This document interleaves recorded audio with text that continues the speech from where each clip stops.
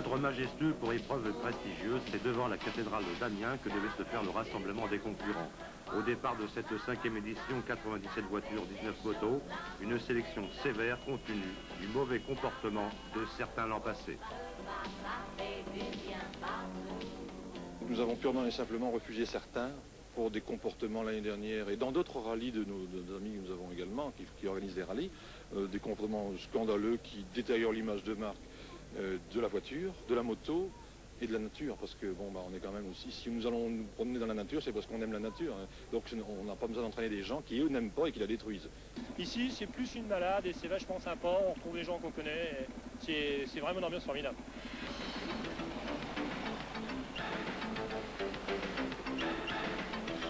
Ambiance sympa, oui, mais des conditions météo trop favorables, pas toujours appréciées pour une compétition de ce type.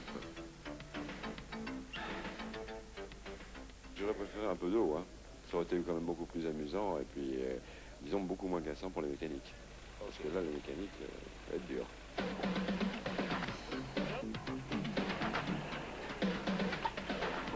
Et bon voyage!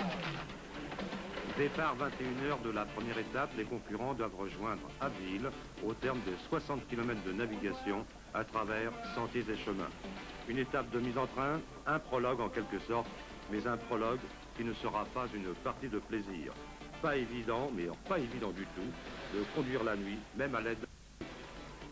Plusieurs concurrents se coucheront très tard cette nuit-là, ou très tôt le lendemain matin.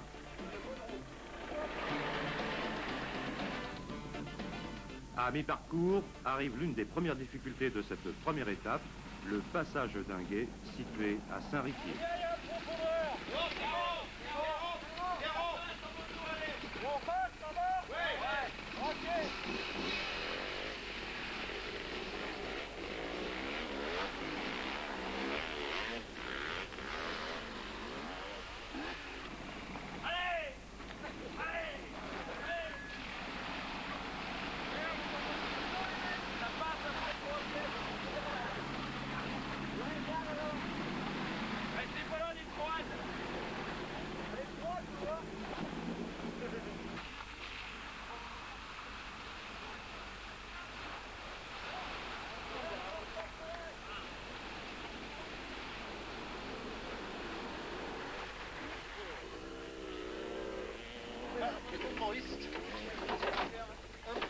Il est en panne?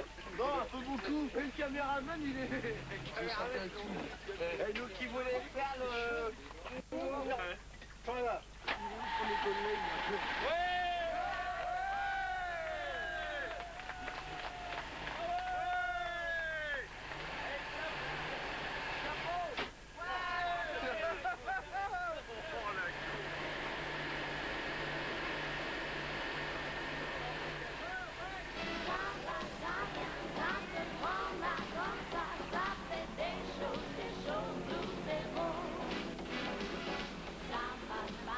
Nos amis anglais ont pu repartir, beaucoup d'autres furent également surpris par cette première difficulté, y compris l'un de nos caméramans.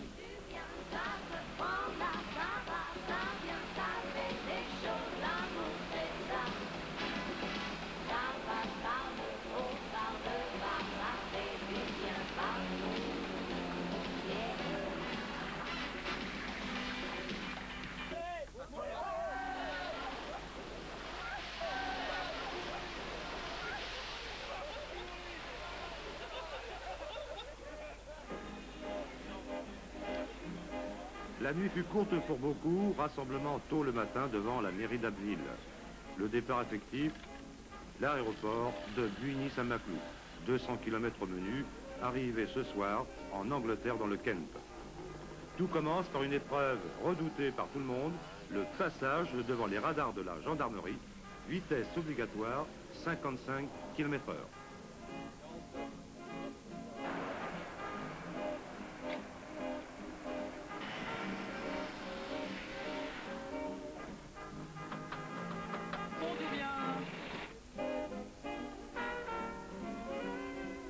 Autre difficulté avant la pause de midi, une preuve de franchissement dans un circuit de cross aménagé dans d'anciennes carrières près de Montreuil.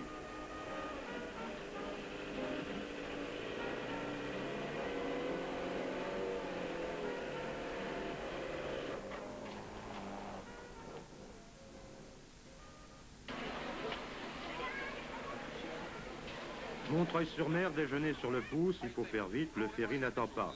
Et à Calais, surprise, les concurrents sont reçus comme un chef d'État.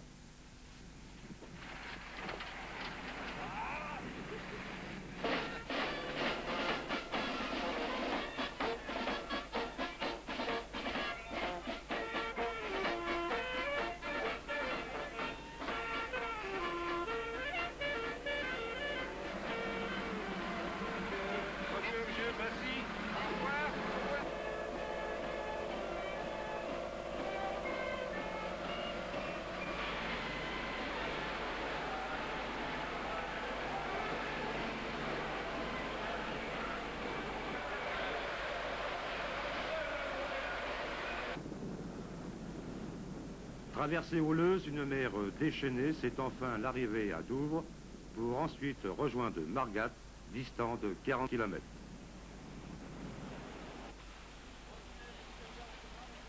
Dimanche, troisième et dernière étape, rassemblement des concurrents sur un circuit privé à Combe-Valais. 4 épreuves obligatoires sont proposées.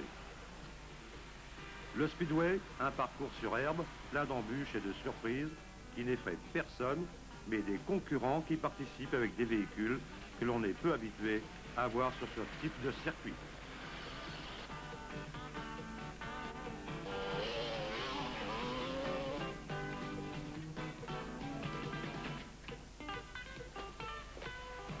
Vous pensez passer partout ici? On espère bien, ouais, normalement ça devrait bien se passer, ouais. Elle passe très très bien, déjà hier elle l'a prouvé, et cette année ça devrait aller. Ok. Bon courage. Merci. Notre ami passera partout, il terminera même 57e au classement auto. Par contre, Stein éprouveront les pires difficultés, tant sur le parcours de cross que sur l'anneau de vitesse, et même sur le circuit de trial.